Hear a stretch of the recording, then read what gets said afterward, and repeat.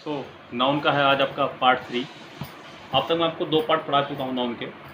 Yes, आज हम लोग पढ़ेंगे नेक्स्ट पार्ट, जिसमें हम लोग बात करेंगे जेंडर ऑफ नाउन की। Gender of noun. अभी तक आपने 2 पार्ट पढ़े नाउन के और दोनों पार्ट आपने खूब अच्छे समझे। यस, पहला था केसेस ऑफ नाउन, दूसरा आपका gender of noun, sorry noun type of noun पहला था। फिर आपने पढ़ा था how to make singular plural यानी कि नंबर ऑफ नाउन। हम लोग पढ़ रहे हैं gender of noun. Gender of noun में आपके 4 तरह के जेंडर आते हैं। पहला जेंडर जो है वह है आपका मैस्कुलाइन जेंडर। मैस्कुलाइन जेंडर यानी कि मेल कैटेगरी। किसके लिए? मेल कैटेगरी के लिए। लाइक आप बात कर सकते हैं यहाँ पे बॉय की, हस्बैंड, यस, मैन, फादर, कुछ भी जो भी बॉय कैटेगरी को शो करता है उसके लिए आप शो कर सकते हैं इसको। यस, उसके बाद जो अगला है वो आपका है फेमिनाइन जेंडर। कौन सा जेंडर है? Feminine gender. Yes, number 2 gender आपका फेमिनाइन, FEMININE। ये रिप्रेजेंट करता है सिर्फ फीमेल कैटेगरी को। किसको? फीमेल कैटेगरी को।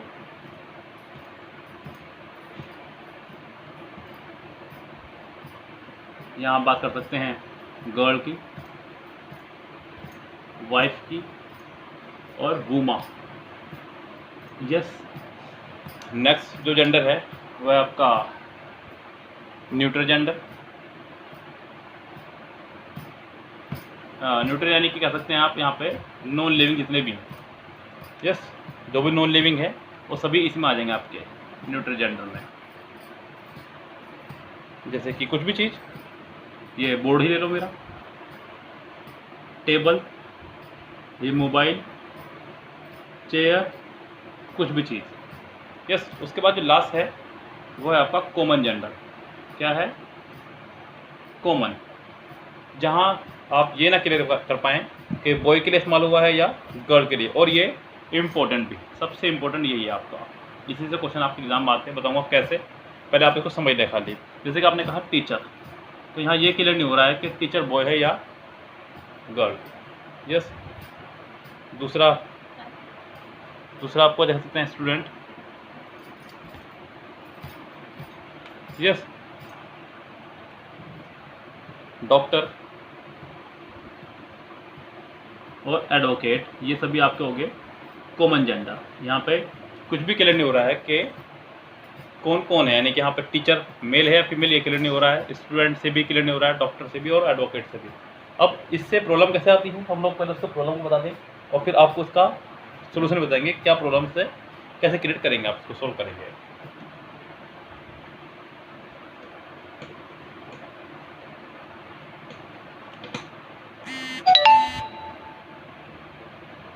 यस, एक सेंटेंस मैंने आपको दिया था पिछली वीडियो में ही। सेंटेंस सब कुछ ये कह रहा है कि अ डॉक्टर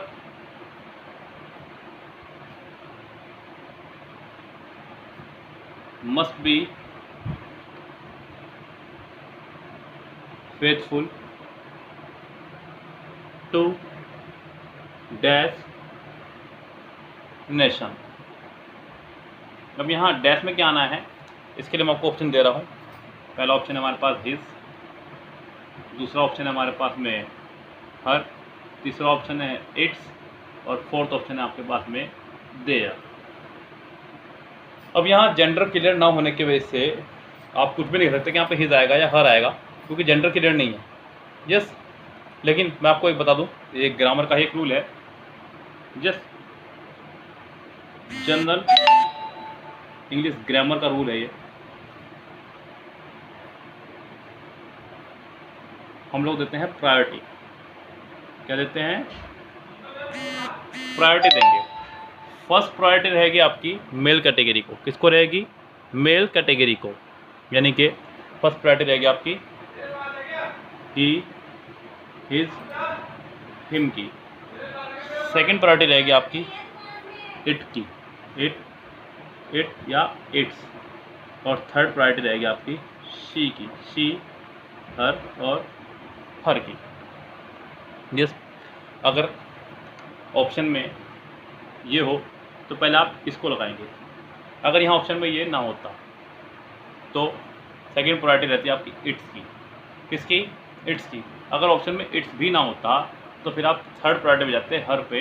ये ध्यान रखिए आप। अगर सभी ऑप्शन एक साथ दिए गए हैं तो पहली प्रायोरिटी आपकी रहेगी हे की, सेकंड प्रायोरिटी रहेगी इट्स की और तीसरी प्रायोरिटी रहेगी आपकी शी की। इससे आपको बचना है, खूब अच्छे से ध्यान रखते हैं। भाई मैं आपको एक चीज़ और बताने वाला हूँ, उससे बहुत ही इंपॉर्टेंट है, वो इससे भी ज़्यादा इंपॉर्टेंट एग्जाम में उससे बहुत क्वेश्चन पुटअप किए जाते हैं। वो क्या है जरा उसको देखिए फटाफट से।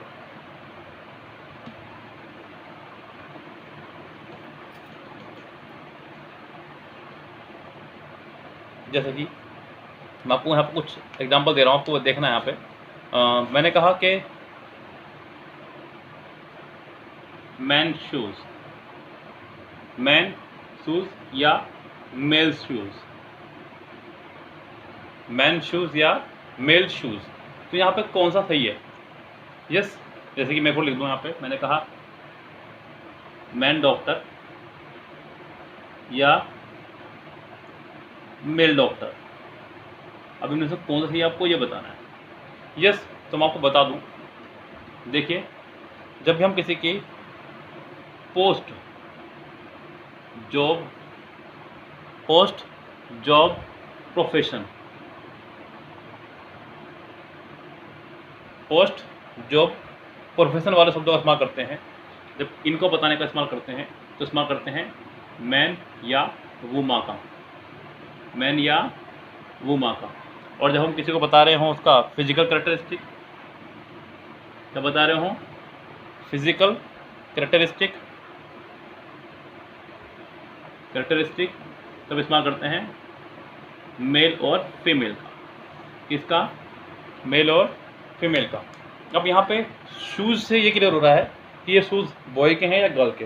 आपने शूज़ देखा, लाइक किसी लड़के ने अगर सैंडल पहन रखी तो आप उसे कह सकते हैं कि यार क्या लड़की वाले जूते पहने चल रहा है, और उन सैंडल पर कहीं लिखा होना कि ये लड़कियों के सैंडल है या लड़कों के हैं, लेकिन आप उन सैंडल को ही देख के समझ गए कि ये लड़कियों के सैंडल है, तो वो शो कर रहा है फिजिकल कैरेक्टरिस्टिक को। लाइक आपने पिंक कलर का अगर टी शर्ट पहन ली तो लोग कहेंगे कि आपने लड़की वाली टी शर्ट पहन ली। यस, तो फिजिकल कैरेक्टरिस्टिक, हालांकि पिंक कलर के लड़के नहीं पहन सकते हैं, लेकिन फिजिकल कैरेक्टरिस्टिक से शो होता है। जहाँ पे शूज़ से फिजिकल कैरेक्टरिस्टिक शो हो रहा है, जहाँ पे मैन का इस्तेमाल ना करके इसके साथ इस्तेमाल करेंगे मेल का। किसका इस्तेमाल करेंगे? मेल का।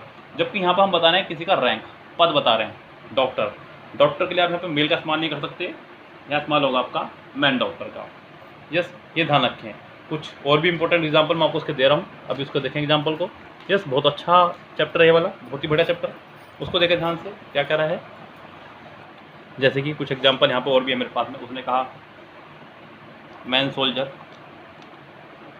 यस, आपने कहा वुमा डॉक्टर, ये सब पद बताए जा रहे हैं, तो बताए जा रहे हैं। आपने कहा मैन टीचर, तो ये सब आप इसके साथ लगाएंगे मैन या वुमा। अगर आप फिजिकल कैरेक्टरिस्टिक बात कर रहे हैं तो इस तरह से कहेंगे। आपने कहा मेल शूज़, यस, आपने कहा फीमेल एसोसरी, यस, फीमेल एसोसरी, आपने कहा फीमेल ड्रेस। इस तरह से आप इस्तेमाल कर सकते हैं फिजिकल कैरेक्टरिस्टिक बताने के लिए मेल और फीमेल का। यस, और रैंक पोस्ट जॉब बताने के लिए इस्तेमाल कर सकते हैं मैन और वुमा का। यस, ये आप खूब अच्छे ध्यान रखें, ये सबसे इम्पोर्टेंट पोर्शन है इस पार्ट का। यस, साथ ही साथ एक चीज़ का और ध्यान रखें, यहाँ पे आपको बताना है वुमा और लेडी में डिफरेंस। वुमा और लेडी में डिफरेंस क्या होता है ये देखिए आप ध्यान से। यहाँ पर देखिए, वुमा का इस्तेमाल करते हैं जनरल वे में, नॉर्मल वे में अगर आप बात कर रहे हो तो आप इस्तेमाल करते हैं वुमा का, लेकिन जब बात कर रहे हैं आप आउट ऑफ रिस्पेक्ट की तब आप इस्तेमाल करते हैं लेडी का। किसका? लेडी का। जैसे कि एक एग्जांपल मैं यहाँ दे रहा हूँ आपको, एग्जांपल के माध्यम से समझिएगा। मैंने कहा I saw a dash on the road, और दूसरा मैंने कहा I talked a dash in the party. अब यहाँ पर कह रहा है कि I saw a dash on the road, मैंने रोड पर एक डैश देखी। यानी कि महिला देखिए, दोनों में ही महिलाओं के लिए इस्तेमाल हो रहा है, लेकिन आप पहले वाले वर्ड सेंटेंस में लेडी का इस्तेमाल नहीं कर सकते, क्योंकि आप सेंटेंस में यानी कि लेडी को देखते ही आपके मन में सम्मान का भावना कभी नहीं निकल के आएगी। यस, निकल के आती भी नहीं है। जब आप उससे बातचीत करने लगेंगे तब I saw a Uma, I saw a Uma, Uma आएगा। और आई टॉक अ लेडी, जब जैसी बात करते हैं आप सम्मानपूर्वक नज़र से बात करते हैं तो I talk a lady. Yes, तो ये अंतर है दोनों में इनमें। एक लगता है जनरल वे के लिए, एक लगता है आपका आउट ऑफ रिस्पेक्ट के लिए।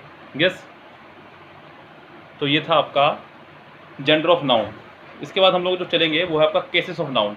यस, अगर हम बात करें केसेस ऑफ नाउन की,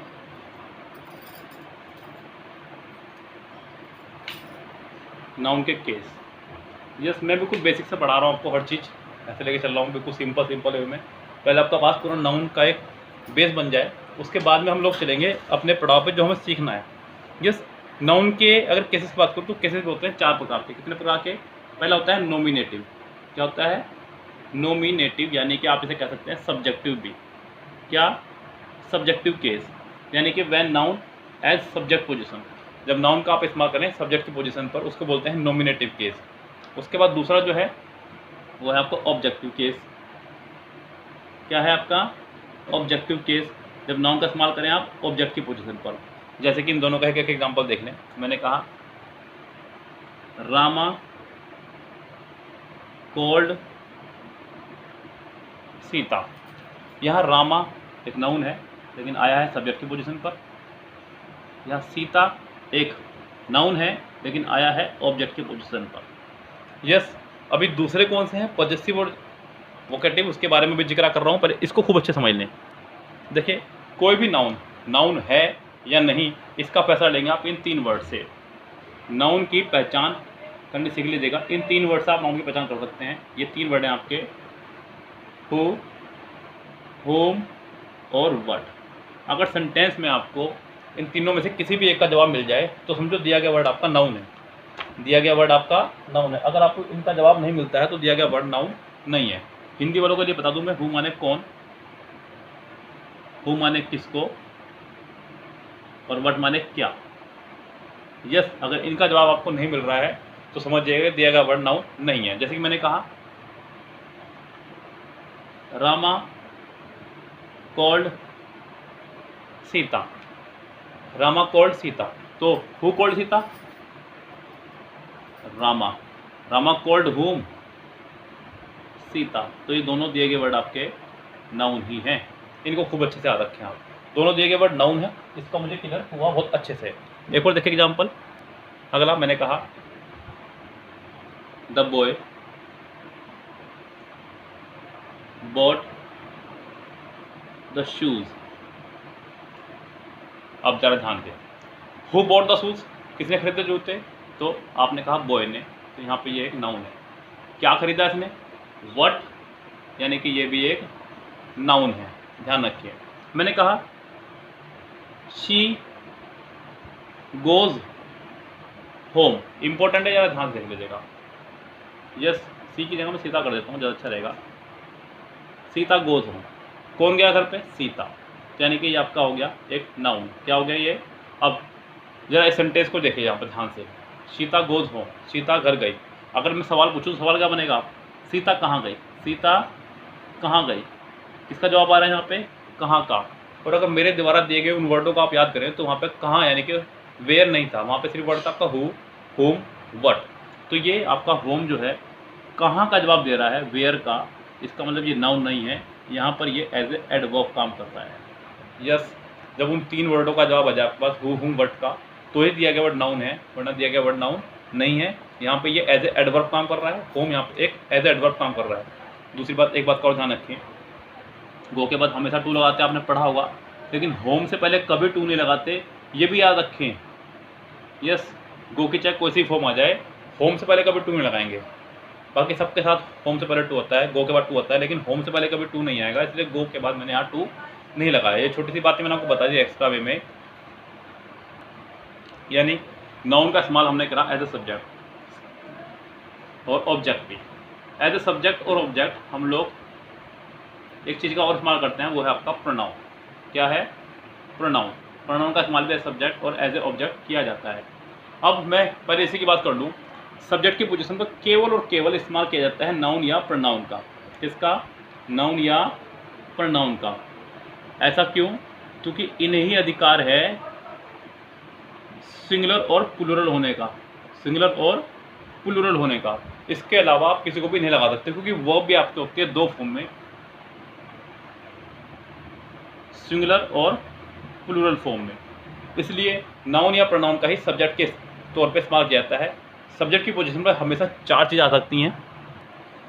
सब्जेक्ट की पोजीशन पर केवल 4 चीज़ें आती हैं, ध्यान रखें आप। सबसे पहली पोजीशन, इसको बहुत इंपॉर्टेंट तरह से ध्यान रखें आप, क्योंकि आपका PQRS में बहुत प्रॉपर्टी देने वाला है। यस, सेंटेंस रीअरेंजमेंट में आपको ये बहुत प्रॉपर्टी देगा। सब्जेक्ट की पोजीशन पर केवल 4 चीज़ें आती हैं। सबसे पहली नाउन, याद रखें। नंबर 2 प्रोनाउन, नंबर 3 जीरंड, और नंबर 4 इन्फिनिटी। सब्जेक्ट की पोजीशन पर हमेशा ये 4 ही चीज़ें आ सकती हैं।